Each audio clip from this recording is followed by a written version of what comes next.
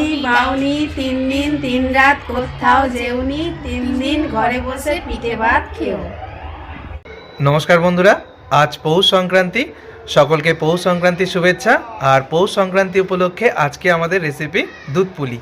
আজকে আমি রেসিপিটা করব না, আজকে রেসিপি করবে মা। কিভাবে দুধ পুলি বানালে নরম তুলতুলে পারফেক্ট হবে এবং ঠান্ডা হওয়ার পরেও শক্ত হবে না, সেটাই আজ তোমাদের দেখাবো। ভিডিওটা শেষ পর্যন্ত দেখতে থাকো। তোমরা পিঠে খাওয়ার মজা বলো। দুধ পুলি বানানোর জন্য প্রথমেই এখানে নারকেলকে ফাটিয়ে নিয়ে নারকেলকে কুড়িয়ে নেওয়া হচ্ছে। আর এই কাজটা করছে মা। আজকের টোটাল রেসিপিটা মা করবে আর মাকে সহযোগিতা করবে মায়ের একমাত্র বৌমা, শাশুড়ি বৌমা মিলেই আজকে করবে দুধ পুলি।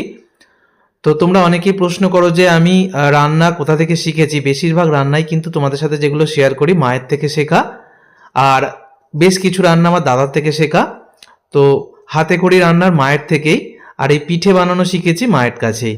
তো যেটা করা হলো, মা নারকেল কোড়ানোর পর গরম জল, মানে একদম টকবকে ফুটন্ত গরম জল, তার মধ্যে সিদ্ধ চালের গুঁড়ি দিয়েছে। এখানে জলের মাপ আর চালের গুঁড়ির মাপটা বলে দিই। 100 গ্রাম যদি তোমরা চালের গুঁড়ি নাও, 150 গ্রাম নিতে হবে জল। জলটাকে একদম টকবকে ফুটন্ত অবস্থায় চালের গুঁড়িটা দিয়ে মিনিট 5 মতো নেড়ে চেড়ে ঢাকা দিয়ে রেখে তারপর গরম অবস্থাতেই ভালো করে মেখে নিতে হবে। আর তাহলেই কিন্তু মাখাটা খুব ভালো হবে। তো মেখে মোটামুটি মিনিট 5 মতো রেস্টে রেখে দিয়েছে। আর ততক্ষণে নারকেলের পুরটা রেডি করা হচ্ছে। নারকেলের মধ্যে কিন্তু একটু সন্দেশ দেওয়া হয় আমাদের বাড়িতে, বিশেষত পৌষ পার্বণে বানালে কিন্তু একটু নারকেলের সঙ্গে সন্দেশ মিশিয়ে নেওয়া হয়।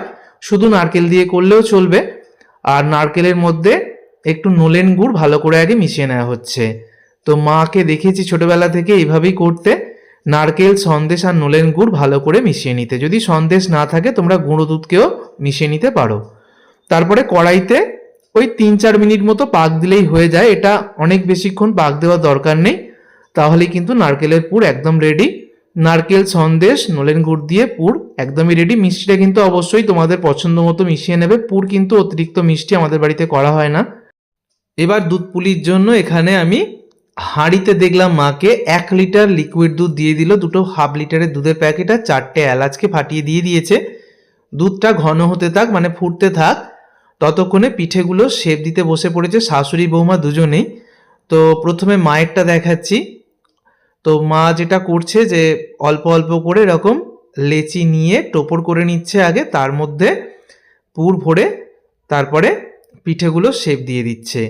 তো অবশ্যই পুরটা একদম কম হলেও ভালো লাগবে না, আবার অনেক বেশি হলেও কিন্তু শেপ দিতে অসুবিধা হবে। দেখো একদম কাছ থেকে আমি দেখিয়ে দিচ্ছি। এই কাজটা আমার থেকে অনেক সুন্দর করে মা। তো মা একটা দেখিয়ে দিল, এবার বৌমার পালা। তো আমরা বিয়ের পর প্রথমবার এসেছি গ্রামের বাড়িতে পৌষ সংক্রান্তিতে, আর মায়ের বৌমাও কিন্তু পিঠে বানানোর জন্য একদমই রেডি।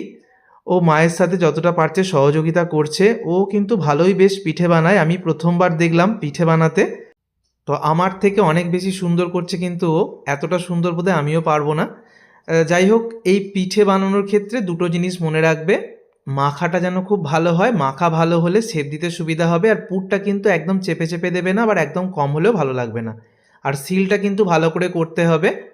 তো এইভাবে দুজনে মিলে মিনিট 10 লেগেছে।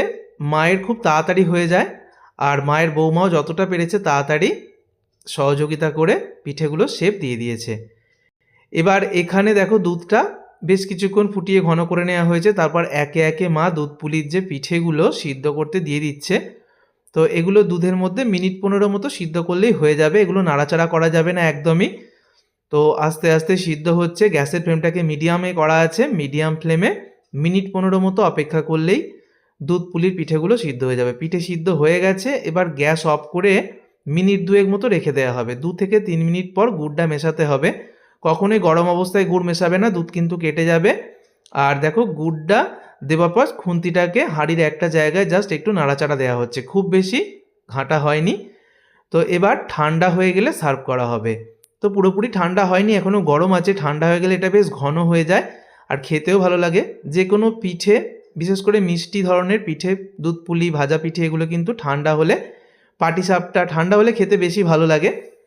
তো এখনও গরম আছে, গরম অবস্থাতেই সার্ভ করা হচ্ছে। ঠান্ডা হলে এটা আরেকটু ঘন হয়ে যাবে, দেখতে আরও সুন্দর হবে, খেতেও অনেক বেশি মজার হবে। তৈরি হয়ে গেল নরম তুলতুলে দুধ পুলি। এইভাবে দুধ পুলি বানালে ঠান্ডা হওয়ার পরও শক্ত হবে না, একদম নরম তুলতুলে থাকবে।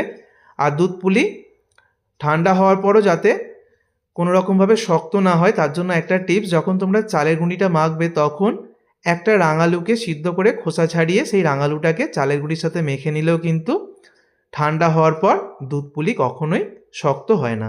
অবশ্যই বাড়িতে ট্রাই করো। সকলে সুস্থ থেকো, ধন্যবাদ। ও মন কখন শুরু কখন যে শেষ কে জানে, ও যে বাজি করের খেলা রে মন, বাজি করের খেলা রে মন, যার খেলা হায় সে জানে, ও মন কখন শুরু কখন যে শেষ কে জানে।